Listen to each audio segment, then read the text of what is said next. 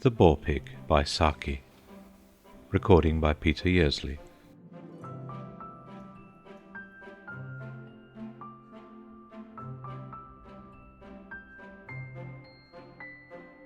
"There is a back way on to the lawn," said Mrs. Philidor Stossen to her daughter, "through a small grass paddock, and then through a walled fruit garden full of gooseberry bushes. I went all over the place last year when the family were away. There is a door that opens from the fruit garden into a shrubbery, and once we emerge from there we can mingle with the guests as if we had come in by the ordinary way. It's much safer than going in by the front entrance, running the risk of coming bang up against the hostess. That would be so awkward when she doesn't happen to have invited us." "Isn't it a lot of trouble to take for getting admittance to a garden party?"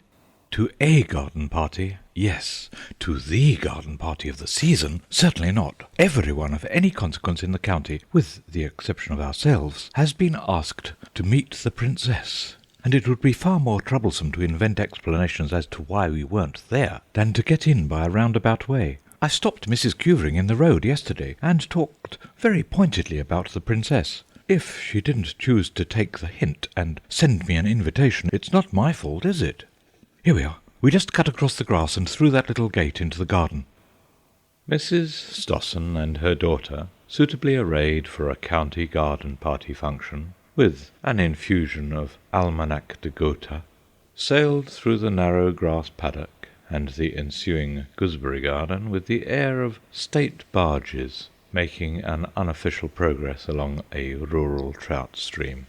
There was a certain amount of furtive haste mingled with the stateliness of their advance, as though hostile searchlights might be turned on them at any moment, and as a matter of fact they were not unobserved.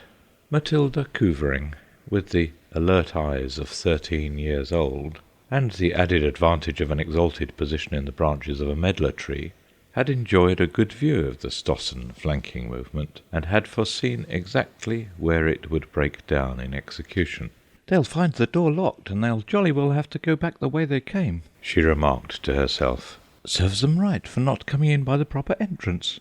What a pity Tarquin Superbus isn't loose in the paddock. After all, as everyone else is enjoying themselves, I don't see why Tarquin shouldn't have an afternoon out." Matilda was of an age when thought is action. She slid down from the branches of the medlar tree, and when she clambered back again, Tarquin, the huge white Yorkshire boar-pig, had exchanged the narrow limits of his sty for the wider range of the grass paddock. The discomfited Stossen expedition, returning in recriminatory but otherwise orderly retreat from the unyielding obstacle of the locked door, came to a sudden halt at the gate dividing the paddock from the gooseberry garden.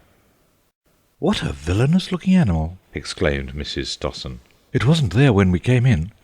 "It's there now, anyway," said her daughter. "What on earth are we to do? I wish we had never come." The boar-pig had drawn nearer to the gate for a closer inspection of the human intruders, and stood champing his jaws and blinking his small red eyes in a manner that was doubtless intended to be disconcerting, and, as far as the Stossens were concerned, thoroughly achieved that result. "Shoo! Hish! Hish! Shoo!" cried the ladies in chorus. "If they think they're going to drive him away by reciting lists of the kings of Israel and Judah, they're laying themselves out for disappointment," observed Matilda from her seat in the medlar tree. As she made the observation aloud, Mrs. Stossen became for the first time aware of her presence. A moment or two earlier she would have been anything but pleased at the discovery that the garden was not as deserted as it looked, but now she hailed the fact of the child's presence on the scene with absolute relief. "Little girl, can you find someone to drive away?" she began hopefully. "Comment? Comprends pas," was the response.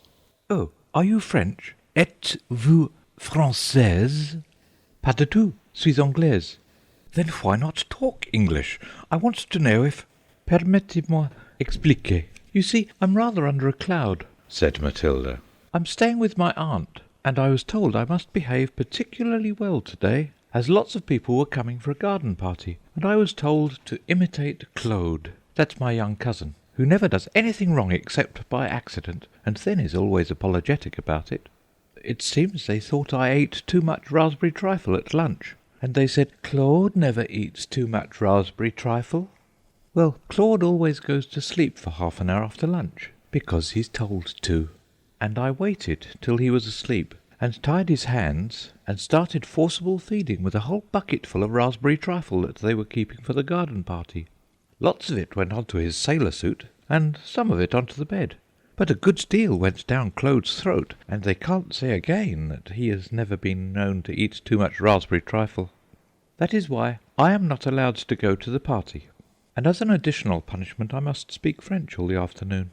I've had to tell you all this in English, as there were words like forcible feeding that I didn't know the French for. Of course, I could have invented them, but if I had said nourriture obligatoire, you wouldn't have had the least idea what I was talking about.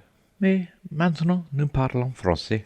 Oh, very well. Très bien, said Mrs. Stossen reluctantly. In moments of flurry, such French as she knew was not under very good control. Là, à l'autre côté de la porte, est un cochon.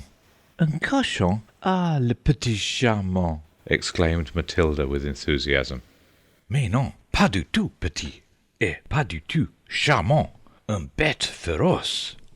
Une bête, corrected Matilda. A pig is masculine, as long as you call it a pig. But if you lose your temper with it and call it a ferocious beast, it becomes one of us at once. French is a dreadfully unsexing language. For goodness sake, let us talk English, then, said Mrs. Stossen. Is there any way out of this garden except through the paddock where the pig is? I always go over the wall, by way of the plum tree, said Matilda. Dressed as we are, we could hardly do that, said Mrs. Stossen.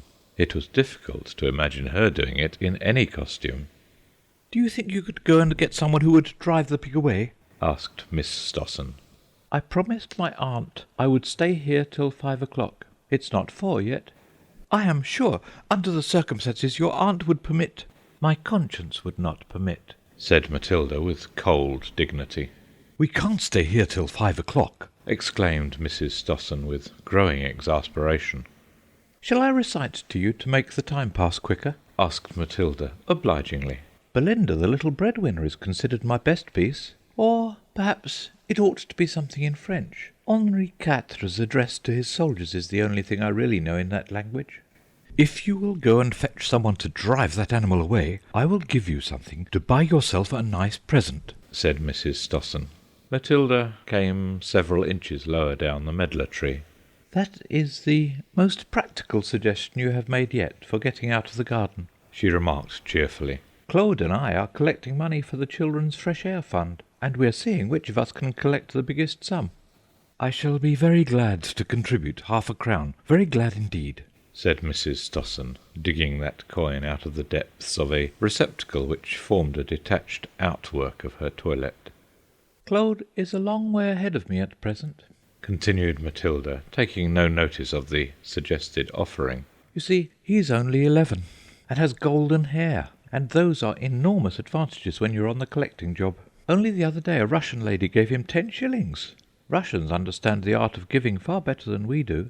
I expect Claude will net quite 25 shillings this afternoon. He'll have the field to himself, and he'll be able to do the pale, fragile, not long for this world business to perfection after his raspberry trifle experience. Yes, he'll be quite 2 pounds ahead of me by now. With much probing and plucking and many regretful murmurs, the beleaguered ladies managed to produce 7 and 6pence between them. I am afraid this is all we've got, said Mrs. Stossen. Matilda showed no sign of coming down, either to the earth or to their figure. I could not do violence to my conscience for anything less than 10 shillings, she announced stiffly. Mother and daughter muttered certain remarks under their breath, in which the word beast was prominent, and probably had no reference to Tarquin. I find I have got another half-crown, said Mrs. Stossen in a shaking voice. Here you are. Now please fetch someone quickly.